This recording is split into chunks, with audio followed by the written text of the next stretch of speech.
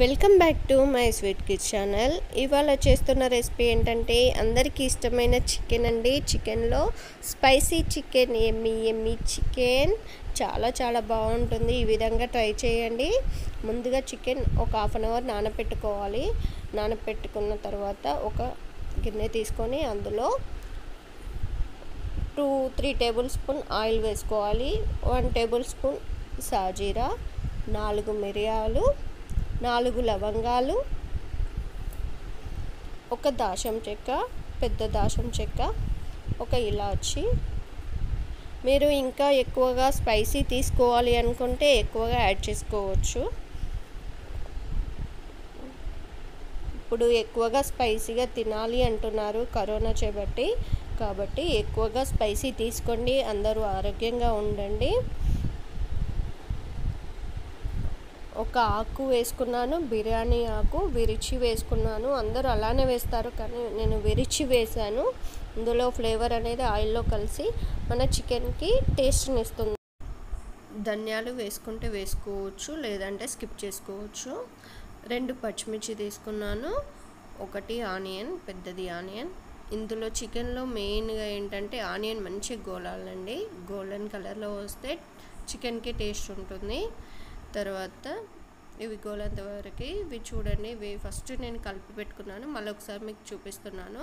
గరం మసాలా అండి, ధనియాలు, లవంగాలు, దాల్చిన చెక్క, కొబ్బరి, ఎండు కొబ్బరి వేసి పెట్టుకున్న పౌడర్ అది, ధనియాల పౌడర్, కారం, పసుపు, అల్లం వెల్లుల్లి పేస్ట్ నేను వేరువేరుగా చేసి పెట్టుకుంటాను, కలిపి పెట్టుకోను.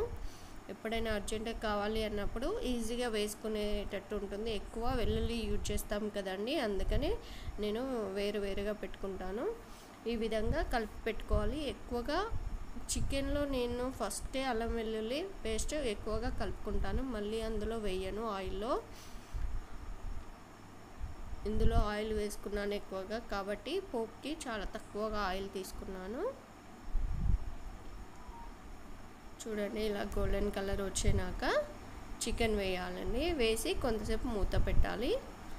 ఆ ఫ్లేవర్ అనేది మంచిగా చికెన్ పీసెస్కి పడుతుంది. ఇప్పుడు మూత పెట్టుకోవాలి. ఒక 10 మినిట్స్ మూత పెట్టుకోవాలండి.